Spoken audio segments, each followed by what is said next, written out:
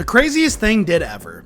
Hello lovely YouTube family, welcome back to OOB. In today's video we're going to talk about the craziest thing did ever. Before we start, I would want you to hit that red subscribe button so you never miss out on any of our videos.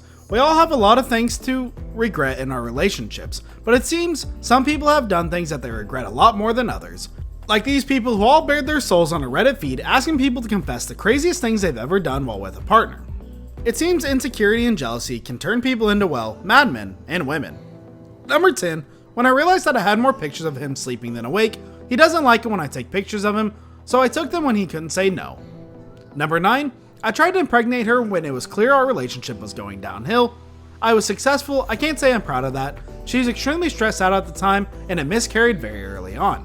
Number 8, I was seeing this guy about 10 years ago on and off for a few months. I was way more into him than he was with me, but I didn't let that stop me from being a complete psycho. He tried to break it off with me at one point because I was too needy, so I broke into his house in the early hours of the morning and sat in the corner of his room until he woke up. I was convinced he would be so happy to see me that he would want to get back together. He woke up, screamed, and threatened to call the police if I didn't get out of the house. Amazingly, that still didn't endear me and I continued to stalk him for another month or so. I honestly cannot believe how fucking crazy I was. It makes me want to hide under a rock whenever I think about it. Needless to say, I had to do some serious work on myself before I could ever inflict my crazy on another person. Now I've been married for 3 years, and I'd like to think I'm pretty relaxed and non-stalkery. Number 7, when he wouldn't answer his landline or mobile phone, I would then call the store across the road from his house and ask if his car is parked in the driveway. I was pretty demanding. Can you see a white UTE parked in the driveway? Can you please put the phone down, walk outside, and have a proper look? Thank you. Number 6, when me and my boyfriend started dating, the girl asked him to take a math test for her in exchange for a boob picture. Well, he took up on that offer. I found the boob pic in his email, I was furious, and I sent her a hateful message. Well, she responded to my message like a bitch, so I sent her a boob picture to her dad on Facebook. It was probably the craziest thing I've ever done, but for some reason I have no regrets. Number 5, we met on Tinder, shush, and we clicked instantly. He was tall, attractive, great personality, meshed perfectly. We talked non-stop, he was perfect. I was being 12 and picturing me writing his last name as my own. This was after one date. Yes, I know, I'm insane. Just to clarify, he immediately asked me for a second date and kept clarifying that the wonderful time that he had and how cool he thought I was. Well, fast forward, the next few weekends in a row, he had things planned to be out of the country, a friend's bachelor party, a music festival, etc. So the second date was becoming more and more delayed.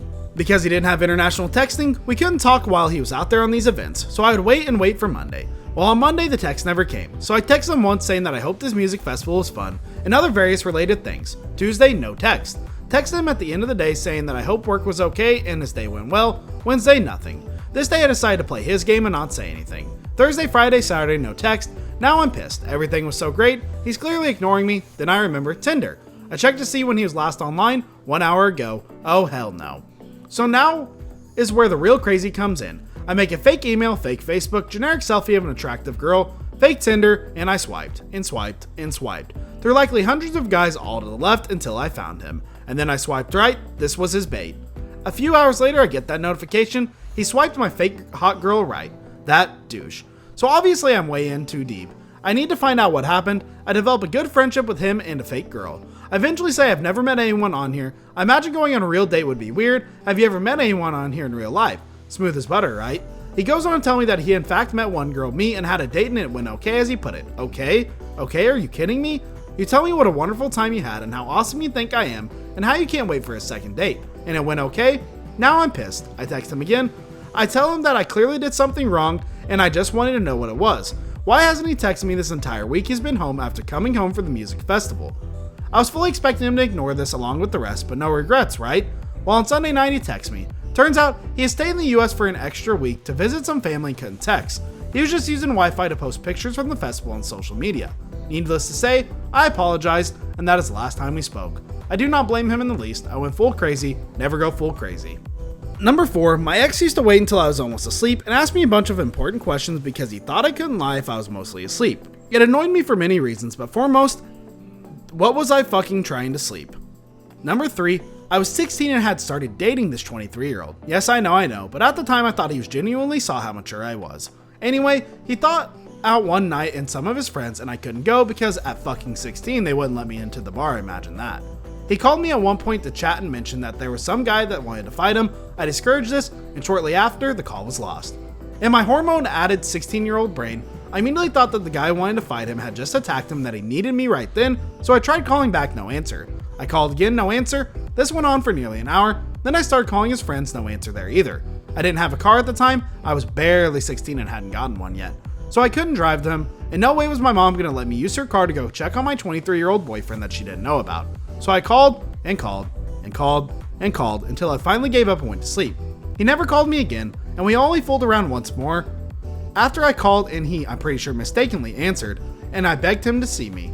In my head, I painted him as an asshole, just using me for sex. But looking back, I'm now 29, and I think I'd be on the verge of calling the police if a guy called me and my friends nonstop all night.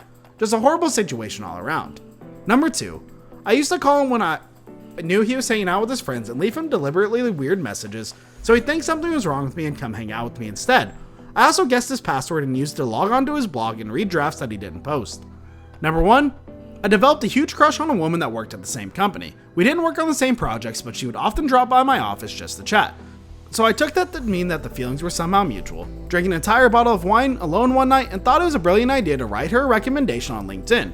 It was effusive and riddled with spelling or grammar errors, not to mention the pure awkwardness of me raving about her talent when we had not actually worked together on anything. She thanked me, but did not allow it to post. Praise Jesus, she spared me the lack of ridiculousness. In her very polite reaction, I clearly saw for the first time her lack of interest in me that way. In my shame, I actively avoided her for a full year, losing a really good work friendship. I'm a gay woman, by the way, not that there's anything wrong with that, and my gaydar is flat out busted. This brings us to the end of our video. I hope you enjoyed it. Hit like if you did, and don't forget to subscribe to our channel so you don't miss any of our videos in the future. Also watch the next 2 videos that are on your screen, because I'm sure you'll love them. And with that, we'll see you all in our next video. Thanks for watching.